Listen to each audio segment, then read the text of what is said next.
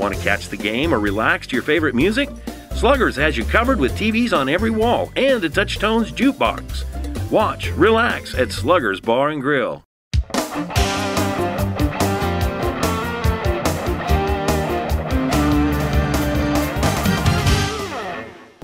Welcome to End Zone Online. I'm George Ayub with my buddy Bobby Mills, the 1,000-yard guy. We are talking high school playoff football, and we are at the finals. At the big week. Monday, 3 games. Tuesday, 3 games, all of them in Memorial Stadium.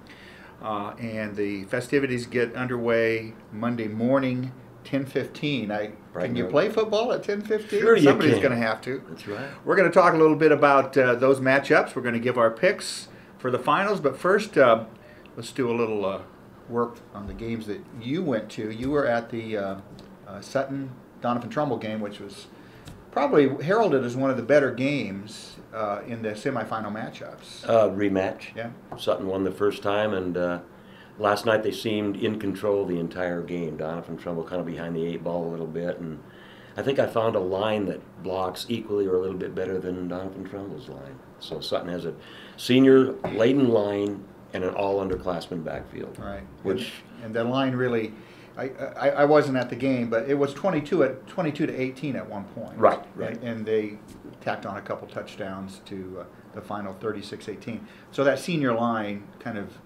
forced their will on Doniphan-Trumbull. on defense especially, and they stopped Jordan Slav pretty well. And like Denton was saying, when you get 80 or 90 yards, it's not really being stopped, but in comparison to what he had done earlier, right. It is. So and they he's stopped had a him. terrific year. He's had a terrific year. But they tried to move it, and they were in it toward the end, but they just couldn't get past that tough defensive line, and the pass coverage was outstanding. Right. So Sutton deserves to be there, unbeaten. Right. They've had a terrific well year. coached. Yeah. So we're going to get, we'll talk about a couple of classes, and then we'll take a break and finish off here.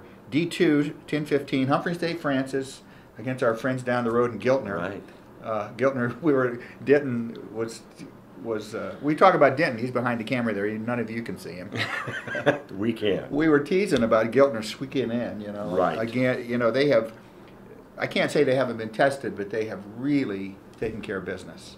Not only regular season, but through the playoffs. They have. Nobody's come close. I was at the Kennesaw game earlier, and Kennesaw and Giltner really battled in the first half, and they lost a Schnitzler, and Giltner pulled away. But they'll get a test this week because of Humphrey St. Francis and their big line. I figured that Humphrey St. Francis would beat Doug Goltz's team down at Falls City Sacred Heart just because of the size. Mm-hmm. But Giltner has the size, and everybody talks about that prolific offense, but nobody gives them, I don't think, kudos for their defense, and it's unbelievable. Yeah, they've played equally well this year. And, if it's a blowout, nobody's going to be surprised, but I don't think it will be. Nate Finley has not had a bad game. No, he hasn't. Some of his passes are only that far, but it still counts as a pass. But he's been consistent, and I think, Coach Ashby can count on him to deliver. And so my pick is Giltner in that one. How about you? I'll go with Giltner on that one Giltner, also. okay. Right. In D1, we have Elgin Pope John Public together against Exeter Milligan, who terrific game to get into the finals. Scored in the last couple minutes. Yeah, right at the end of the game. Boy.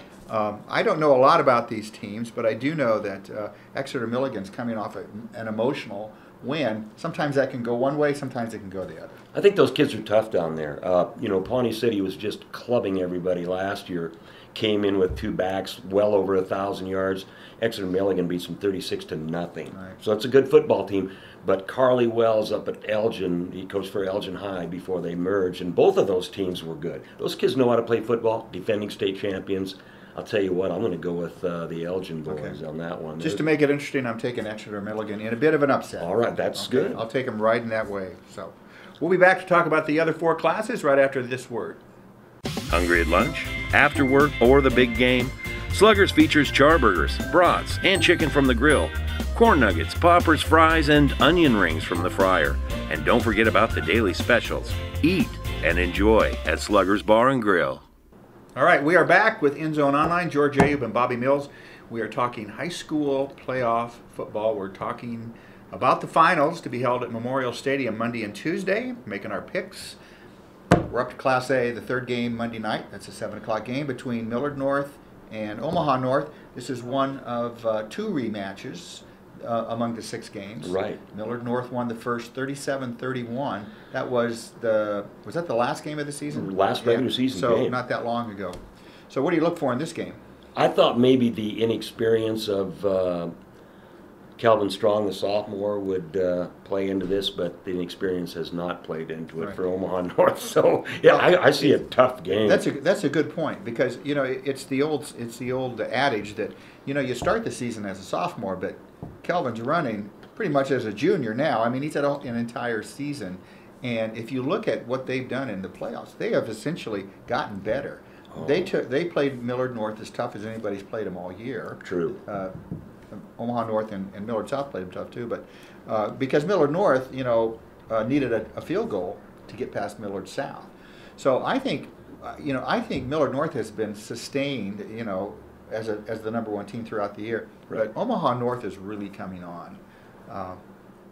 Larry Martin's got his son Zach at quarterback. Who's matured. Yep. Is very and they have a nice balanced offense where Millard North, they're going to run all the time. You know what they're going to do. They just come right at you and tell you to stop it. So solving that, it won't take a great scheme, but it'll take great execution. It will, and you can always tell a great running back, they just do not get stopped. And Strong has not been stopped, and Millard North has a terrific defense, but he had a bunch of yards against Millard North the last time. So, yeah, and improving all the time, the Vikings are. So, and Martin, the quarterback, is seeing the field much better than he did the first part of the. It should be a terrific game. Right. I can't wait for that one. I'll have to go with Freddie Petito in this one for Millard North, but I'm going to go with Larry Martin, and it's tough to beat somebody twice in the same year, and so I'm going to go with him. I think they maybe learned some things, so yes, sir. I'll take Omaha North. Next day, the early game there at 10:15 is the C2 matchup this year, and that's going to be our friends down the Mustangs down in Sutton against defending champion David City Aquinas. I think Ron Mimick's one of the best coaches in the state, but how in the world did Lutheran High Northeast lay 41 points on him last night? I don't understand that. So now that changes my perspective of the game a little bit as far as Sutton goes after seeing them play last night. I thought Aquinas was nearly invincible, which there isn't any such thing as that, but it's going to be a football game, I think, unless, I know that Lutheran High Northeast just happened to match up with Aquinas just right. Right. And matchups is what it's all about, but maybe Sutton does too. I liked what I saw last night, so that's going to be another terrific game, I think. And who are you taking? I'll take David City Aquinas in that one. I'm going to agree with you on that one. I like I like their defense. Oh. And it could be a low-scoring game. Could be. So we're both going to take David City Aquinas on that one. The defending state champs. 2:45 in the afternoon could be one of the best games here that we're going to see. A rematch again. Boone Central Newman Grove against Norfolk Catholic. Norfolk Catholic got them 35-31, second week of the season. Right, and Boone Central had beaten Pierce earlier. Mm-hmm.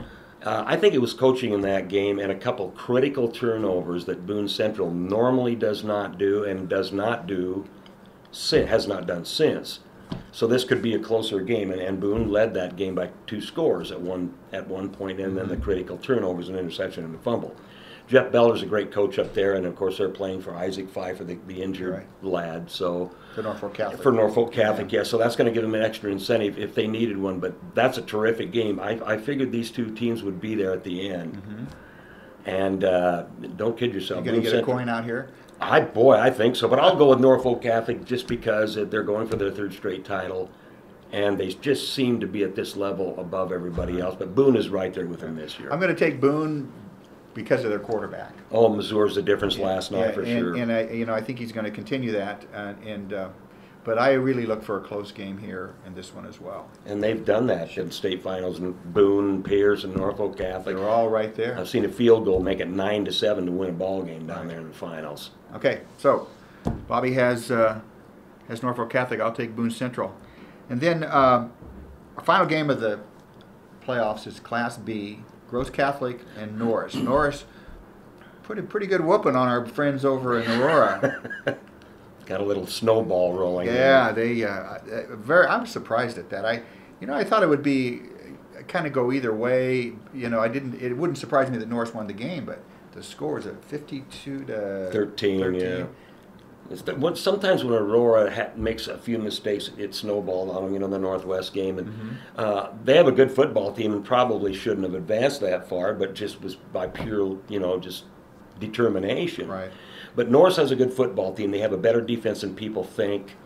Omaha Groves has a terrific defense. If there's any game in any of the classes that might have a little wider margin than any other one, it could be Gross beating Norris. Right. I'm taking Gross as well. I am too. They have a heck of a defense. Turman is a terrific coach, and I saw them play the first game of the year on film, and they just dominated Elkhorn, which wow. Yeah. Right. So that they have a good football team. Yeah, and what do they say? Defense wins championships. Oh boy, doesn't it? Yeah. It's usually the people that say that usually have won the championship and have a good defense, but that's right. I don't know. We'll go with Omaha Gross. So I just wondered, two George, votes for Omaha Gross on right. that. As a final note on my part, is there any counseling after football season is over for? We'll see if we can get you. We'll send out a shout out. 1,000-yard guys, you might want to get on Twitter or Facebook and see if you can help. Next Wednesday is going to be tough. Yeah. So anyway, we'll be back next week after the playoffs, and we'll see how we did with our picks.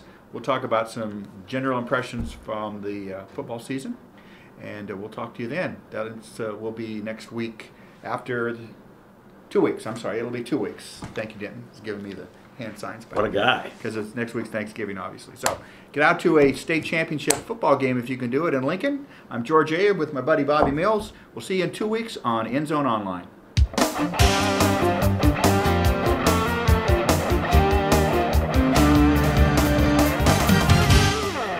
Got game? Sluggers features pool, Megatouch Aurora, Silver Strike Bowlers Club, Keno, and an in-house darts league. Play and more at Sluggers Bar and Grill.